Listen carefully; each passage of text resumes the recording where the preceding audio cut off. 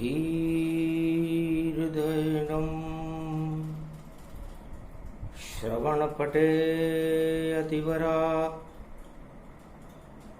महावाक्य जनार्दन सच्चिदानंद त्वं शरणं ब्रजेश। यादवेन्द्रं दयादाता पुंडरीक्षा क्षीरसागरशयनं कमलनयनं नमस्तुते नमामि श्रीहरि।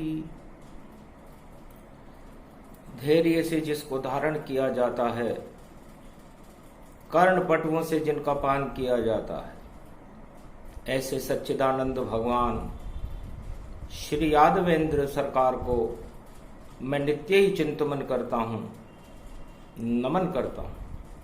जिनको नमन करने से मंगलादि मंगल तो हो ही जाते हैं, साथ ही में बहुत बड़ा बल मिलता है मनुष्य। वाणी ब्रह्माणी करो वाणी पर नितवास, राम कथा वर्णन करूं पूर्ण कर्मा आस। ये ब्रजधाम श्याम अति पावन, गोप ग्वाल राधा मन भावन। गुरु इन्हें ही मानिए और जगत गुरु श्री श्याम। उनके सामने बैठे हैं और पांडव अर्जुन लेने ज्ञान। जेठ का महीना था, प्रतिभा प्रारंभ हो चुकी थी, रोहिणी तप रही थी। तब अर्जुन ने पूछा, महाराज ये रोहिणी क्यों तपती है और इसके तपने से सारी सृष्टि का और भारत का कल्याण कैसे होता है? और हिमालय की अदृश्य शक्तियां कौन है? ये किसका जाप करती रहती हैं? इनका जीवन कैसे चलता है? ऋषि मुनि अज्ञात हैं और हिमगिरि रूप महान, लाखों वर्षों से तप करे और ब्रह्म ऋषि संतान। ये ब्रह्मवेता लाखों वर्षों से, करोड़ों वर्षों से, चारों युगों में हिमालय की कंदराओं में अज्ञातवास करते हुए किसकी तपस्या करते हैं और किसके लिए तपस्या करते हैं, और उसका फल भारत को, भक्तों को और भगवान की कृपा का फल कैसे मिलता है? गुप्त से गुप्त लुप्त अति राखा और आज तलक ये रहस्य नहीं भाका। बोले कृष्ण नंद नंदन बाके बिहारी, ये प्रसंग सुनो कलयुग में अर्जुन इच्छा तुम्हारी। है अर्जुन, रोहिणी में मेरा जन्म है और संसार में रोहिणी न हो तो ये सृष्टि तप ही नहीं सकती है, कोई तप ही नहीं कर सकता। और अगर मानवता तपस्या न करे, मनुष्य और ऋषि अदृश्य संत तपस्या न करें, तो संसार से दानवता को नष्ट ही नहीं किया जा सकता। दानवता कुमति सहित और भोग अति भोग, इसी भोग को नष्ट करने के लिए आते हैं रोग। रोग इसीलिए तो आते हैं अर्जुन। किसी को काम रोग है, किसी को क्रोध लोभ है, किसी को मद लोभ, किसी को सिंहासन का रोग है, किसी को सत्ता का रोग है, किसी को पुत्र का रोग है, किसी को स्त्री का रोग है। ये रोग और भोग आत्माओं को जर्जर कर देते। तब उन आत्माओं को शक्ति प्रदान करने के लिए रोहिणी का प्रागट्य हर वर्ष होता है। गर तपे नहीं रोहिणी भारत, तो शक्ति नहीं मिल पाती है और शक्तिहीन भारत हो तो फिर अधर्म की बेल चढ़ जाती है। तो धर्म बेल ऊंची रहे, अधर्म का हो नाश। सबसे पहले शक्ति का और भारत करें प्रकाश। रोहिणी को बाद में बताएंगे और पहले दुर्गा रहे मनाए। और राधे रानी जगदम्बा को नव दुर्गा प्रगटाए। जेठ महीना जानिए और गंगा अवतरण होए। अवतरण होगी गंगा दशमी, तो अमृत उसमें होए। तो गंगा शक्ति जानिए, भारत माता शक्ति। इसीलिए हिमगिरी के अंदर करते ब्रह्मवेता भक्ति। ब्रह्म रूप मुनि करे तपस्या और हिमगिरी जगत गुरु करे रक्षा। ये हिमालय 3 भागों में विभाजित है और भारत का कलयुग में राष्ट्रीय ध्वज भी तिरंगा है। वैसे तो सारा भारत चारों युगों में ही तिरंगा रहता है। तो केसरिया ब्रह्म गति पावा और रोहिणी तेज ब्रह्म प्रगटावा। जिस तरह रोहिणी तपती है तो सारा जगत आग की ज्वालाओं से घिर जाता है, उसी तरह इस भारत और भूमि को तपाने के लिए और भक्तों को तपाने के लिए हिमालय पर सबसे पहले रोहिणी में ब्रह्म प्रकाश होता है। और ये ब्रह्म का प्रकाश अज्ञात कंदराओं में ऋषि मुनि यमुनोत्री सूर्य की पुत्री और सूर्य है ब्रह्म प्रकाश। गायत्री से मानिए और ब्रह्मा इसके साथ। तो यमुनोत्री और गंगोत्री के तपोवन में अज्ञात संत हिमालय की तलहटी में ब्रह्म शक्ति का निरंतर चारों युगों में एक इंद्री उनकी है, उसको ही आत्मा कहते हैं। और लाखों वर्ष तक सब ब्रह्मवेता देखो जिंदा रहते हैं। तो ब्रह्म प्रकाश करे भगवाना, संत समागम भक्ति में जाना। तो संतों का समागम होता है गंगोत्री और यमुनोत्री के मध्य में ब्रह्म प्रकाश रहता है। इसे केसरिया रंग कहते हैं। तो श्यामलता जमुना की और गंगा समय हो। जब उदय हो ये ब्रह्म प्रकाश तो दानवता क्षय हो। उसके बाद सफेद रंग और सुदर्शन चक्र, नर नारायण पर्वत बदरी और देखो रूप विशाल अलकनंदा और अलकापुरी में और नारायण का वास। चारों युगों में नारायण पर्वत पर बद्री धाम अलकापुरी सतोपंथ सर्व शक्तियों से आच्छादित। निर्मल जन मन सो मोहि पावा, मोहि छल छिद्र कपट नहीं भावा। क्षीर सागर इसे जानिए, यहां बैठे परशुराम नारद ऋषि पाए।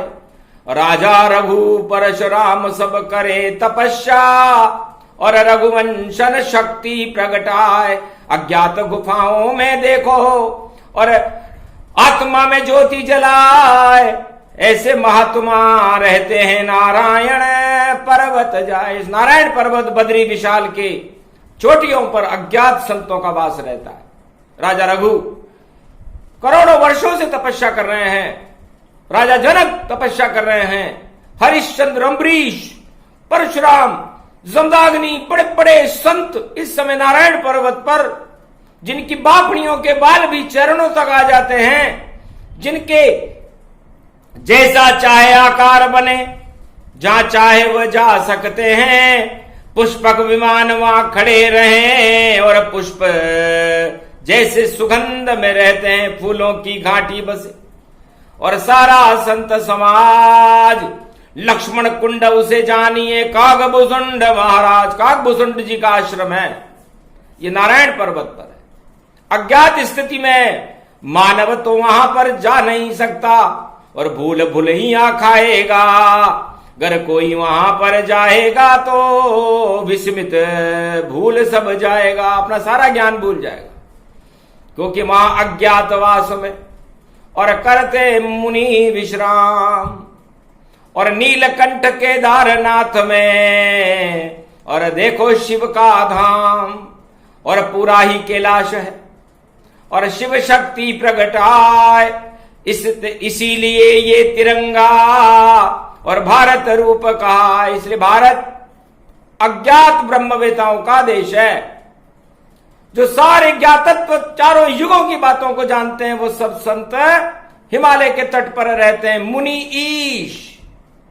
ये सारे मुनि अपने मन और इंद्रियों को आत्मा के वशीभूत करके ईश्वर की शक्तियों का त्राटक करते रहते हैं। खेचरी मुद्रा लग गई और चढ़ा आत्म ब्रह्मांड, और ज्योति निराकार की जलती, और देखो भारत प्रचंड।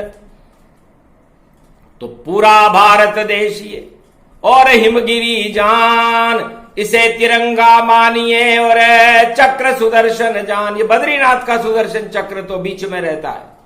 जिस तरह तिरंगा जो भारत का राष्ट्र ध्वज है, उसके अंदर भी एक चक्र रहता है, और ऊपर केसरिया रंग होता है ब्रह्मा जी का, बीच में नारायण होते हैं, सत्यनारायण भगवान, और नीचे भगवान शंकर होते हैं। तो तीन जगत गुरु हर युग में, और भारत रक्षा होए और नहीं कोई रक्षा करता, भारत संतों का समागम होए। तो संत समागम हरि भजन ये भारत में होए, और देश नहीं होते हैं बोले श्री कृष्ण गति दोए। भगवान कृष्ण कहते हैं कि ये तीनों जगत गुरु सृष्टि की रचना करने से पहले हिमालय की रचना होती है, और हिमालय के अदृश्य संत सबसे ज्यादा कैलाश में रहते हैं, जहां ज्ञान रूपी इंद्री में भगवान शिव के साथ उनके प्रकाश के ज्योति को, उस दिव्य दृष्टि को देखते रहते हैं। वहां नहीं अज्ञान है, कैलाश ज्ञान गति जान, और भक्ति बद्रीनाथ को, और ब्रह्म यमुनोत्री गंगोत्री मान। तो ये तीन रंग का तिरंगा तीनों जगत गुरु पाए, गुरुवार की वाणी है रोहणी दे प्रगटाए। तो जिस तरह संसार में जब रोग फैलते हैं तो सबसे पहले वात फैलता है, फिर पित्त फैलता है, और फिर कफ फैलता है। तो संसार की कोई सी भी महामारी हो, सभी चिकित्सकों को और समस्त आयुर्वेद की शक्तियों को और समस्त जो रोगों को ठीक करने के लिए संसार में वैज्ञानिक हैं, उनको वाणी भी परामर्श करती है, हिमालय के संत भी परामर्श करते हैं कि हर मानव की गति को और तीन गति जब होए, इनमें नहीं हो संतुलन तो महामारी ही होए। जब वात पित्त और कफ का संतुलन बिगड़ जाता है तो संसार में महामारियों का जन्म होता है, और ये दवा से नहीं स्वयं के प्रकाश से ठीक होती है। दवा थोड़ी देर के लिए काम करती है, जैसे पिंचर होने पर किसी ट्यूब के अंदर सॉल्यूशन लगा करके और उसमें हवा भर दी जाती है, वैसे दवाएं काम करती है, लेकिन वह पिंचर कभी भी हट सकता है। इसलिए काम क्रोध मद लोभ सब और पिंचर रूप ही जान, और आत्मा प्राण वायु की ट्यूब है और इसमें पिंचर मान। तो ये काम क्रोध मद लोभ के कांटे आत्मा रूपी ट्यूब में जो प्राण वायु भगवान की ओर से भेजी जाती है, उसमें पिंचर करने का काम करते हैं। और जब वह ट्यूब, वो आत्मा पिंचर हो जाती है तो वात पित्त और कफ का असंतुलन हो जाता है, और जब असंतुलन हो जाता है तो रोहिणी प्रकट होती है, क्योंकि आत्मा शक्तिहीन हो, हवा निकल सब जाए।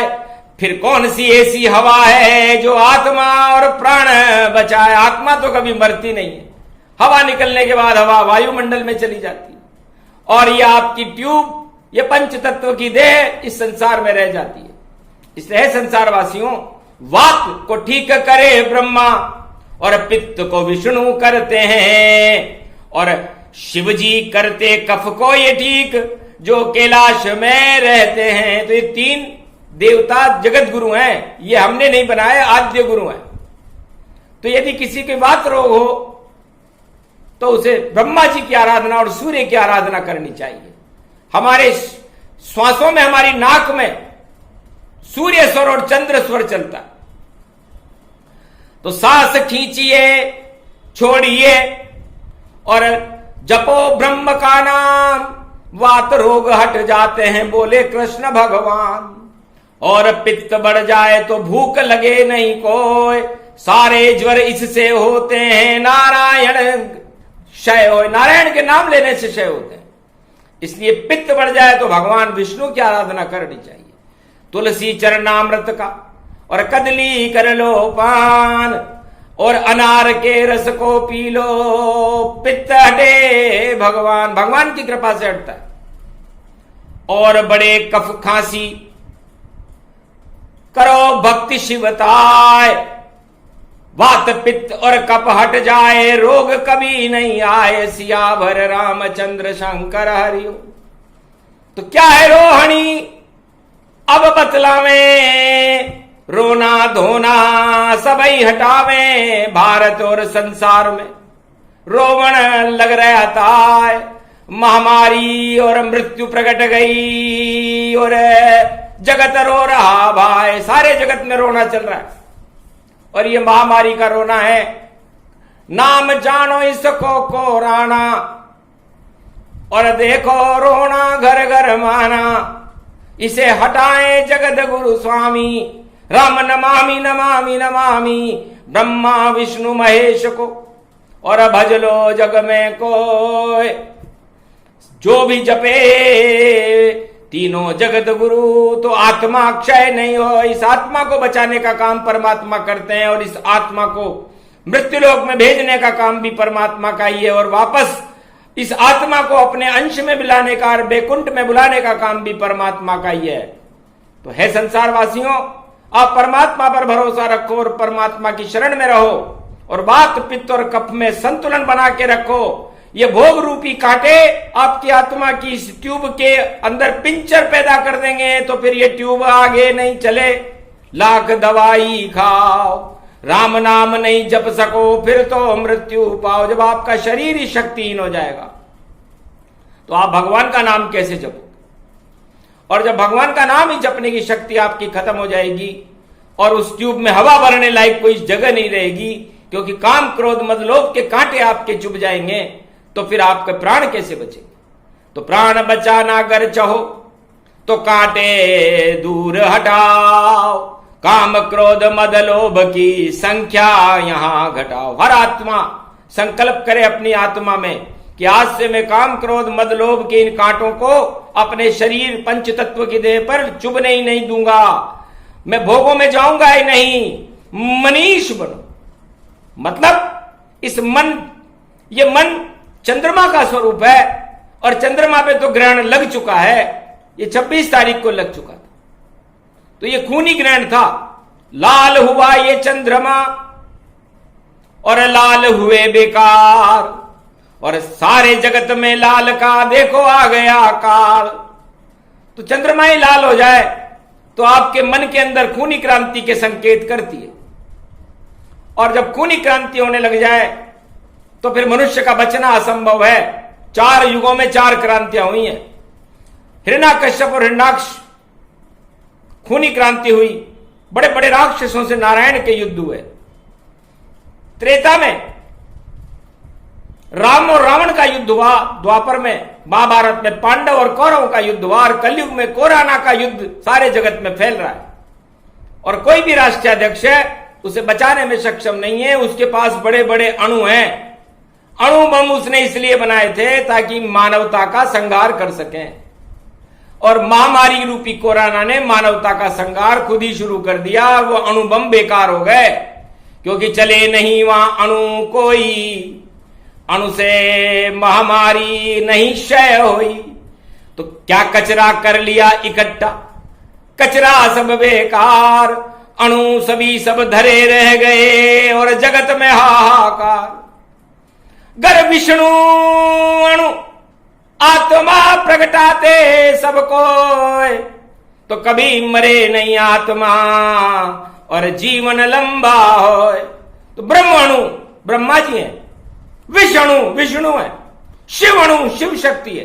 ये तीन ही अणु संसार में है, बाकी तो सब मणु ही मणु है। मणु का मतलब जो नरक तुल्य अपनी वासनाओं में मन लगा ले वो मनु, और जो अपनी आत्मा को ईश्वर मान ले वो अणु।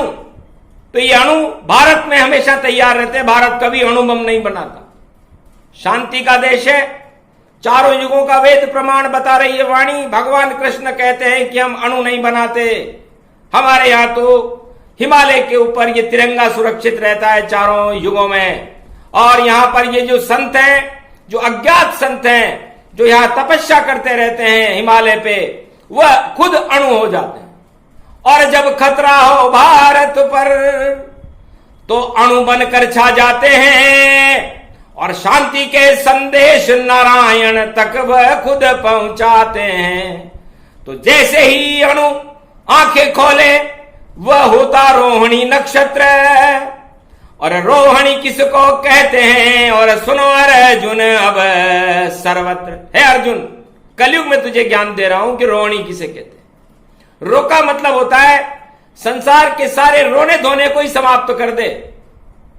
यह रोना मृत्युलोक की काम वासनाओं में लिपटने के कारण है। आपको मोह हो जाएगा काम क्रोध मद लोभ से, और जब वो वस्तुएं आपको प्राप्त नहीं होंगी और जीवन क्षय हो जाएगा तो रोना आएगा। तो रोपण कर लो आत्मा और ब्रह्मा विष्णु महेश, फिर रोवण नहीं होएगा, बोले कृष्ण दरवेश। ब्रजधाम में भगवान कृष्ण ने अर्जुन से कहा कि आपकी आत्मा में हर मनुष्य सवार भारतीय राम नाम, ब्रह्म नाम, शिव नाम, विष्णु नाम का रोपण करें तो फिर पर्यावरण आत्मा का सुधर जाएगा। है फिर हनन नहीं होए कोई और मृत्यु नहीं हो पाएगी। जब तक जीवन ईश्वर ने दिया उतनी ये आत्मा पाएगी। फिर हाहाकार नहीं होता और णी णी किसे जानो। णी का मतलब होता है अणि, अ का मतलब होता है अमृत, और अमृत की जो सर्वशक्ति होती है, जो निश्चय करने से प्राप्त होती है, वह अणानाम सिद्धि होती है। उस अणानाम सिद्धि के अमृत को हर महात्माओं ने, 24 तीर्थंकरों ने भी प्राप्त किया, जिसे अणानाम सिद्धि कहते हैं। तो रोहिणी, तो आपके अंदर, हमारे अंदर, ईश्वर शक्तियों के अंदर ये ताकत पैदा करो। और ये ताकत हिमालय के अदृश्य संत पैदा करते। चले गुफा में अर्जुन अब, और आंखों देखा हाल, और कलयुग में भी सुना रहे हैं। ब्रज में नंद के लाल, सियावर रामचंद्र शंकर, हरिओम। हिमगिरी की गुफा में नारद जी और बद्री वंदना करते हैं। और उस अलकपुरी, अलकापुरी में और बड़े सिद्ध वहां रहते हैं। अर्जुन भी पहुंचा वहां और देखे साधु संत। अजर अमर है आत्मा, कभी न उनका अंत। ऐसे अणु ज्वाजल्यमान, और अर्जुन गया घबराए। ये कौन सी गुफा है कृष्ण, आप मुझे क्यों लाए? तब कहा कृष्ण ने हंस करके, ये मुनि यहां अणु बन गए। और देखो शक्ति रूप तपे, और देखो मनु ईश बने। ये अपने मन में, अपनी आत्मा में, अपने रोम रोम में ईश्वर का नाम और ईश्वर में लीन हो रहे हैं। मुनीश हो गए ब्रह्मा विष्णु महेश। और ये मुनीश गति पाए, मन को ईश्वर से जोड़ लिया, इसलिए मरते ना है। जब मन को हम इंद्रियों से जोड़ेंगे तो मरेंगे, भोगों में फंस जाएंगे। और जब हम मन को ईश्वर से जोड़ लेंगे तो फिर मुनीश हो जाएंगे। और मुनीश, मनु फिर क्षय नहीं होती, मनु की आत्मा वो ईश्वर जैसी हो जाती है।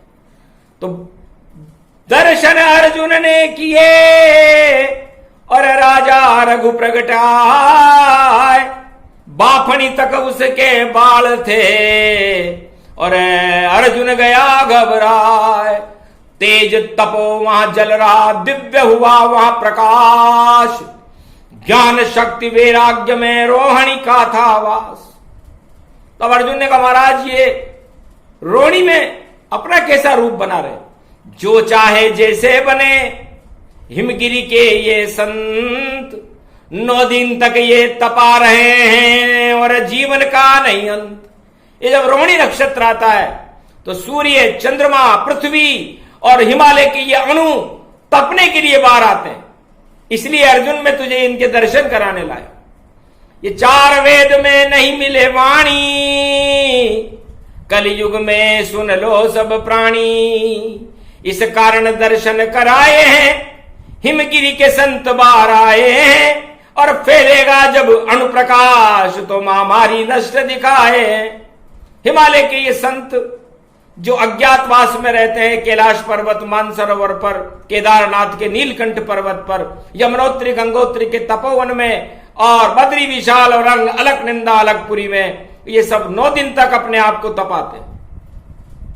नवदुर्गा की शक्ति का और इनमें होता वास, और कभी नहीं क्षय होती है इसमें ईश्वर प्रकाश। भूख लगे नहीं प्यास लगे, नहीं सर्दी गर्मी लगती है, और नहीं बरसात उनका कुछ गला सके, ऐसी शक्ति बद्री वन में रहती है। ये राम के दादा हैं राजा रघु ने जान, दर्शन इनके कर लो अर्जुन कर देंगे कल्याण। कोराना क्या चीज है दृष्टि डाल गर तो, खोल दे गर बापणी तो कोराना क्षय होए। हमारी तो कोई जरूरत ही नहीं है। भारत के ये विशाल अणु जो तिरंगे स्वरूप में रहते हैं, जिनके देह पर वस्त्र भी नहीं रहता, ये तिरंगा ही लिपटा रहता है। ये पूरा भारत और पूरा हिमालय चारों युगों में तिरंगा रहता है, और सर्वशक्ति व्यापक होकर के भारत का हर युग में कल्याण करने वाली शक्तियां हिमालय के ऊपर रहती है। 2 तरह के संत हैं, एक भगवा वस्त्र दिखाए और एक तिरंगे में लिपटे हैं, नजर नहीं कहीं आए। हम भारत में तिरंगे को राष्ट्र ध्वज मान करके उसकी वंदना करते हैं। ये हिमालय के अणुओं की वंदना है, जो हिमालय की पर्वत पर अदृश्य श्रृंखलाओं के अंदर सर्वशक्तिमान बन करके ईश्वर का प्रकाश हर युग में हर पल भारत में फैलाते हैं। और रोहिणी के 9 दिन तक ये तपते ही रहते हैं, और इतना तप अपने बरंदर भरते, अमृत रोहिणी का पान करे और शक्ति भारत में भरते। तो भारत की ये शक्ति है, धन्य धन्य गति पाए, धन्य ये राजा रघु है, अम्बरीश प्रगटाए, जनक राज प्रगटे गति जाना, परशुराम प्रगटे भगवाना, नारद घंटा ध्वनि बजाई, प्रगटे जमदाग्नि मुनि राय, ब्रह्मा विष्णु महेश सब प्रगट गए रे तत्काल। ऐसी छटा निराली थी हिमगिरी की आंखों देखा हाल। ये महारोहणी पर्व है कोराना करे नष्ट, और भारत की प्रजा 21वीं सदी में नहीं पाएगी कष्ट। अर्जुन उनको जानिए जो अर्जन करे ज्ञान, और वाणी शक्ति महान है जो करती है कल्याण। मानवता के कल्याण करने के लिए वाणी को हिमालय की अदृश्य गुफा में उन सब भारतीय अर्जुनों को जो ज्ञान का अर्जन कर रहे हैं, कृष्ण की शक्ति वाणी है, उसके माध्यम से मां तक पहुंचाना पड़ा। देख तिरंगी शक्ति को और बदरी रूप विशाल, और खोली दृष्टि बदरिनी तो टल गए सारे काल। कोरोना महामारी, वात पित्त और कफ सभी नष्ट हो जाएंगे, और भारत रूप भविष्य, भारत का भविष्य उज्जवल है। राजा रघु ने बाफनी और खोली अपनी जाय, इतना दिव्य स्वरूप था और बालक बन के आए। भगवान बद्री विशाल के यहां बालक बन गए राजा रघु। 1 करोड़ वर्ष की आयु थी। तंदुल सम दिखी बत्ती सी, आंख खोल बदरी धर शीशी, अपना मस्तक बद्रीनाथ के चरणों में रख दिया। महाराज वंश ये मेरा है, जहां मेरा देखो पोता प्रकट आया है और रामचंद्र है नाम उसका, उस भारत में कष्ट क्यों आया है? हे बद्री विशाल नीलकंठ महादेव और ब्रह्मा सुनो सुनाए, महाशक्तियां कह रही इस रोग को भारत से हटाए। रोहिणी में हम तप रहे, दे दो पुण्य सब जान, और हमारे पुण्य से कष्ट हटे भगवान। भारत के समस्त कष्टों को हटा दो। हमारे पुण्य यदि कम हो भगवान नारायण आपके पास, तो हमारे पुण्य के पुण्य ले लो। हमारा तो काम ही मानवता की सेवा करने के लिए यहां बैठे। हमें नहीं भगवान से मतलब है या कोई, हम तो भक्ति के भंडार भरे, और भारत कभी न क्षय हो। भारत में कभी क्षय नहीं होना चाहिए। भारत सोने की चिड़िया और कनक भवन है, इसलिए ईश्वर शक्तियां इस समय चैतन्य है। और अर्जुन ने जब राजा रघु के दर्शन किए और उसकी भावनाओं को सुना तो गदगद हो गया अर्जुन भी, और किया कोटि प्रणाम। तीनों जगत गुरु दर्शन कर लिए, कृपा कृष्ण की मान। भगवान कृष्ण की कृपा से अर्जुन को हिमगिरी के अदृश्य संतों के दर्शन हुए। अमृत झर झर झरने लगा, किया अर्जुन ने पान। अरे अर्जुन तुम शक्तिहीन थे, वो हो गए हो बलवान। हे अर्जुन, तुम्हें मैं यहां इसलिए नहीं लाया, तुम ब्रह्मदला थे, तुम्हें महाभारत करवाना था, और महाभारत से पहले तुम्हारे बाजुओं में ताकत ही नहीं थी। तो वो ताकत भगवान कृष्ण भी कैसे भरते, इसलिए तुम्हें दर्शन कराने और हिमगिरी गुफा में लाए। जिंदा कोई जा नहीं सके, पर तुम जिंदा हो भाई, जिंदे रहोगे तुम। और एक शर्त होगी कि जब तुम अपना राजपाट पूरा कर लो, महाभारत युद्ध पूरा हो जाए, तो इस शरीर को गलाने के लिए इसी गुफा में आना, सतो पंथ तक पैदल जाना और अपने प्राण गवा देना, और माणा गांव से वसुधारा और सहस्त्रधारा तक जा देना, और चक्र तीर्थ सतो पंथ में, और सब पैदल मार्ग से जाए, बैकुंठन में जाओगे रोक नहीं कोई पाए। ये राजा रघु की तपस्या का फल है कि तुम इतने ज्यादा पाप करते हुए भी सट्टे लगा रहे थे। तुम भारत की संसद के अंदर तुम द्रौपदी का चीर खींच रहा था, भीष्म पितामह जैसे चुपचाप बैठे हुए थे। कैसा शासन था भारत का? अंधा राजा था भारत का धृतराष्ट्र, जिसने अपने पुत्रों को सत्ता सिंहासन से चिपका कर रखा हुआ था। शकुनी जैसे लोग वहां पर दुर्गति करने में तुले हुए थे भारत की। उस समय अर्जुन को ज्ञान दिला करके, वहां से हिमालय की शक्ति दिला करके और गीता का ज्ञान सुना करके, और भारत में धर्मराज की स्थापना की गई। गर तपती नहीं रोहिणी तो ऐसा संभव नहीं हो, और रोहिणी के चंद्रमा शाम खुद है, अर्जुन के संग हो। रोहिणी का चंद्रमा अमृत तो भगवान कृष्ण खुद है। अरे तपते नहीं है, अमृत पान करा देते। और सूर्य अपनी पूरी प्रचंड शक्ति को तपा देता है। जब रोहिणी तपती है तभी तो अन्न उत्पादन होता है। इसलिए हे संसार की मरती हुई आत्माएं हो, अपनी इस आत्मा को तपा लो, और तपाने के बाद इसमें ईश्वर की शक्ति को भर लो, तो आप इस महामारी के प्रकोप से तो बचोगे। इस महामारी को तो राजा रघु ही काफी है नष्ट करने के लिए। विदेह जनकाय वहां और किया कृष्ण प्रणाम। धन्य धन्य धरती बदरी वन की, जहां आए कृष्ण भगवान। आप कहें तो देह को अभी देऊं मैं छोड़, सतयुग भारत को कल युग में कर दूं ऐसी दौड़। तब कहा शांत जनक जी, विधि चक्र चल रहा था, इसको आप मत रोकिए, अपने आप रुक जाए। आपने कह दिया, यही हमने मान लिया, आपकी भावना भारत के प्रति शुद्ध है, क्योंकि जनक जानकी सीता जी आपकी पुत्री है और आप भारत के युवराज राम आपके जवाई हैं। ऐसी स्थिति में आप भारत की दुर्दशा होते हुए नहीं देख सकते, क्योंकि मर रही सारी प्रजा यहां और आप करो तप जान। अरे अपने पुण्य दे दिए जनक ने, होए भारत कल्याण। तो रोहिणी का पहला दिन है, सारे तपस्वी खड़े हुए, और तिरंगा बना हिमालय और शक्ति बम वहां पड़े हुए। अणु शक्तियां प्रकट हो गई और कलयुग पहली बार, और नहीं मचेगा जगत में महामारी हाहाकार। महामारी को रोक दे वरना अणु प्रलय कर दे। ईश्वर भक्ति बंद करें और कोरोना क्षय के, इस कोरोना को हम क्षय कर देंगे। अंजलि उठाए दुर्वासा ने और संकल्प किया जाए, और जैसे सर्वशक्ति गति और सर्वशक्ति गति पाए। बड़ी बड़ी शक्तियां हैं। एक अंजलि में समुद्र को पी गए थे ऋषि भारत में, तो ऐसे ऐसे ऋषि होते हैं।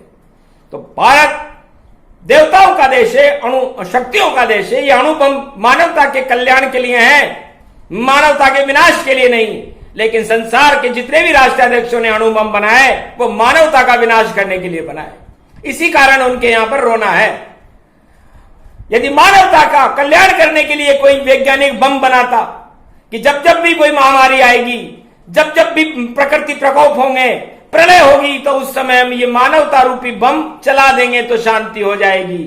लेकिन ऐसा विज्ञान भी नहीं कर सका और संत भी अपने कल्याण के लिए तपस्या करने में व्यस्त हो गए, क्योंकि स्व कल्याण के लिए तपस्या करना कोई बड़ी बात नहीं है। हर मनुष्य अब वैकुंठ में जाना चाहता है और अपने लिए राम राम जप ले, सत्ता प्राप्त करने के लिए राम राम जप ले, ये तो हर कोई जप सकता है।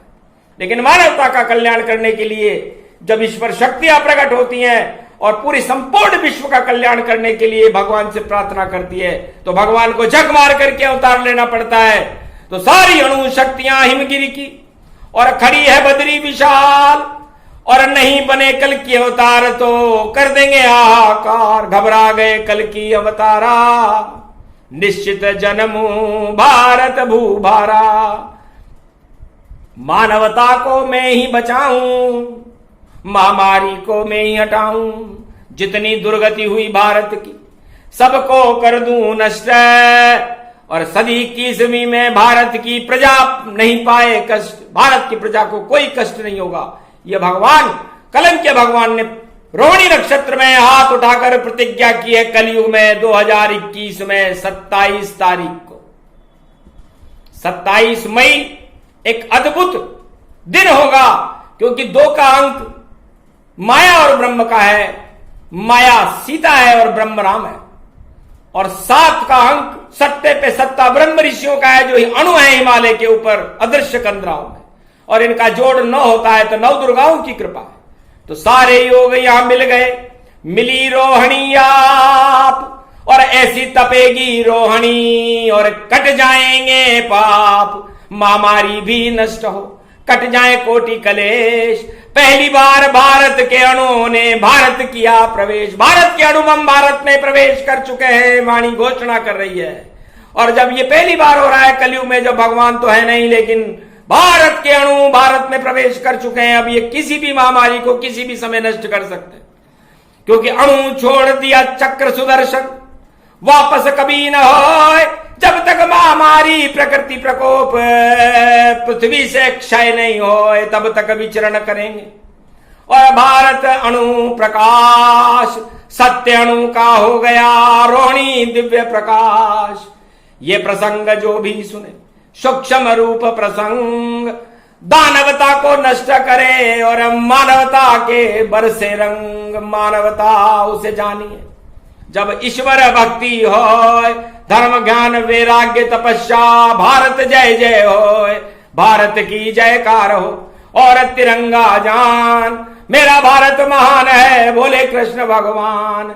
अर्जुन चुप हो गया और देखो गया घबराए, त्वम शरणम ब्रजेश मंत्र जपने लगा और शरण कृष्ण की आए। अंतर ध्यान सब ऋषि हुए, वापस ब्रज में आए। रोहिणी नक्षत्र की कथा का पहला प्रसंग सुनाए। ये प्रसंग कलयुग में सुने सुनाए कोय, दानवता के अणु सब कोरा नाशय होए। बोलो जय श्री कृष्ण, जय हिमगिरी के अदृश्य संतों की, बद्री विशाल भगवान की जय, आज के आनंद की जय।